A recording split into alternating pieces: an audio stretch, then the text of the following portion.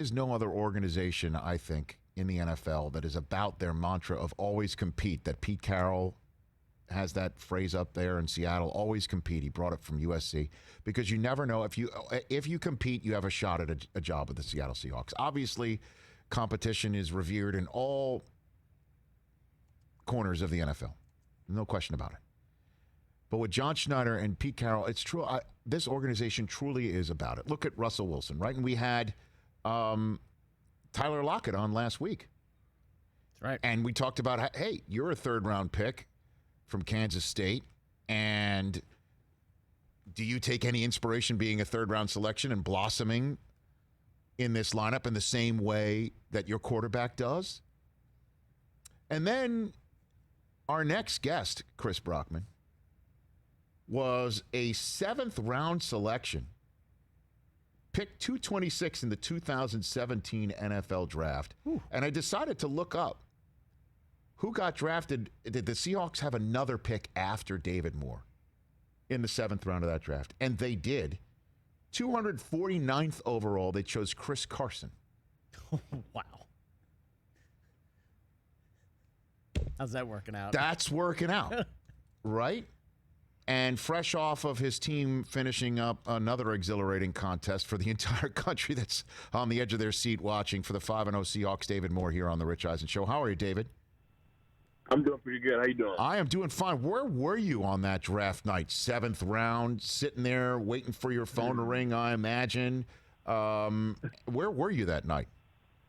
Man, I was honestly at my house in Gainesville, Texas, and my parents, quite a bit of people there, my whole little family. Coming out of East Central, right? That's where you were coming out of at the time? Yes, sir. And so you're sitting around, and though Pete Carroll calls your phone, you get a 206 phone call from a 206 area code or something like that? Something like that. I honestly didn't even have my phone on me. It was in there on the charger in my room, and my sister's in there, and she brought it to me on mute. So I honestly didn't know what was going on. I was honestly just talking to myself, and it's kind of, I didn't know what was going on. I heard Pete talking, but I'm like, why does he not hear me? And now I'm just like all baffled. And then I finally figured out it's on mute. Yeah, and then my heart dropped a little bit. So your phone was handed to you by your sister on mute, and Pete's like, "Are you there?" Like literally, and you're like, "Draft me." Is that really what happened? Yelling back. Oh my gosh! But then you show up, right? And now your coach is Pete Carroll, your quarterback is Russell Wilson, and he's looking at you, and I'm sure he told you, right? You have a chance, correct? He literally had that conversation with you, I'm sure. For sure. What was it like? Walk me through what that conversation was for you. He starts off his meetings all the time with the whole always compete. You're either competing or you're not. And once we got out of rookie minicamp, it was just like he was talking to me, and then he has a son, which is our wide receiver coach, and he was talking to me, and it's just like you go out there and you just be yourself. Just do what you always done. Don't be extra. Don't do nothing new. Just go out there and have fun and just play at your best. Just be the best you can be every day. Compete every day against yourself, and good things happen for you. And then I tried to live my my days in, day out like that, and good things ended up happening. So what's it like being in the huddle with Russell Wilson in a game like last night with the game on the line?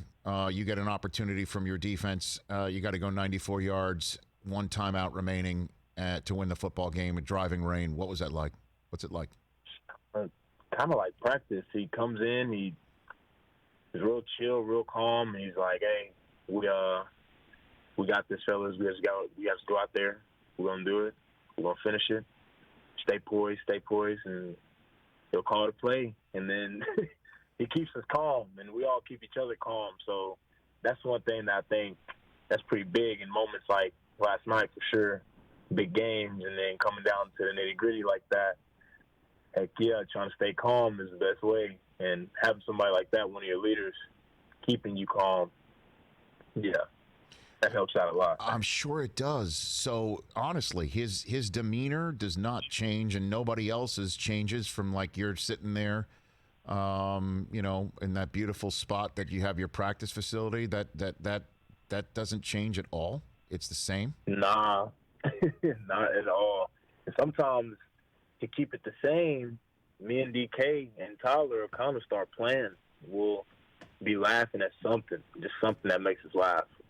Something that we laughed about earlier during the day, just to keep us kind of like not so nervous, not so thinking about what's going to happen, but staying happy at the same time.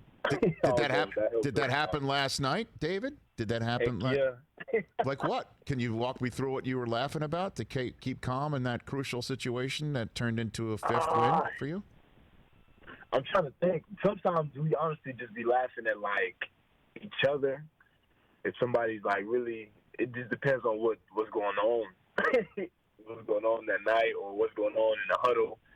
But we'll just start laughing, and that's when Russ comes in, and then that's when we gotta that's when you got to pull it together. Yeah, we got to chill out a little bit.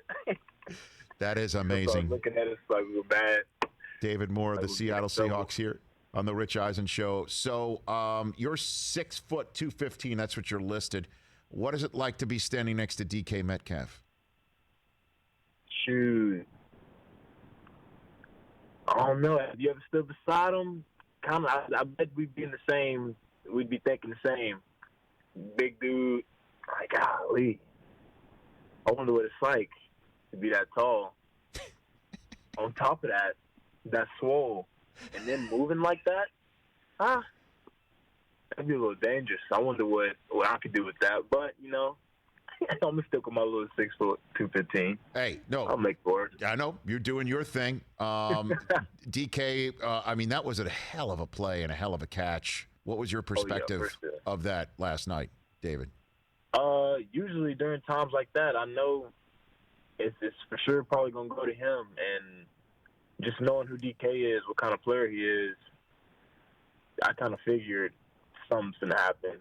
And he's going to have to make a play for sure. And knowing DK, he does that every week. And he does it practice, day in, day out. He goes in, he always trying to do the best, do the most spectacular things. So he pushes himself, and we push each other. And the fact that you got a player like that at the end of the game, you can trust, you can rely on, that's pretty big. And him going out there making that big catch, that was huge to see.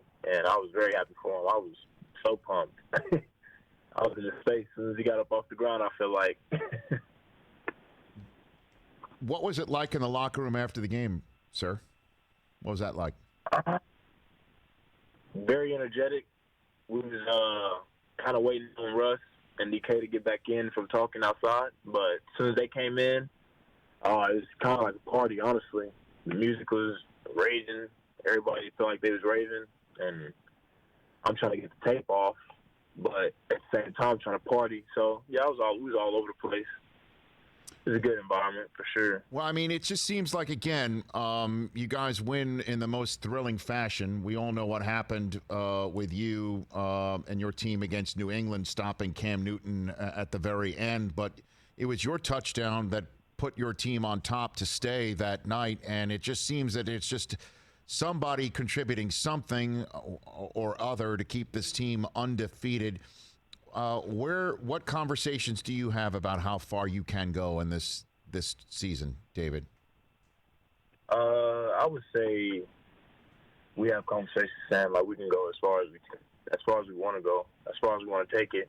It just all depends on us, how we come in and prepare, how we come in and want to grind, and how we want to be the best team in the NFC, and then in general, just being the best team, just trying to win the Super Bowl. But that's our main focus, is just taking it game after game and knowing that we all have one end goal, and that's to make it to the big show and winning it. So we try to, I would say, not really think too much about it, but just live in the present and let the future play itself out. Just keep coming in and doing what you always do, never really changing up, keeping the same routine, and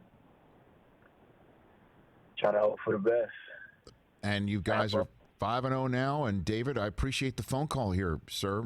Congrats on that W. And let's stay in touch down the line here on this program.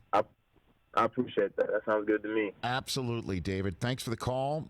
You take care of yourself, and congrats on everything that's happening in your career. You're a self-made individual, and you deserve all the accolades.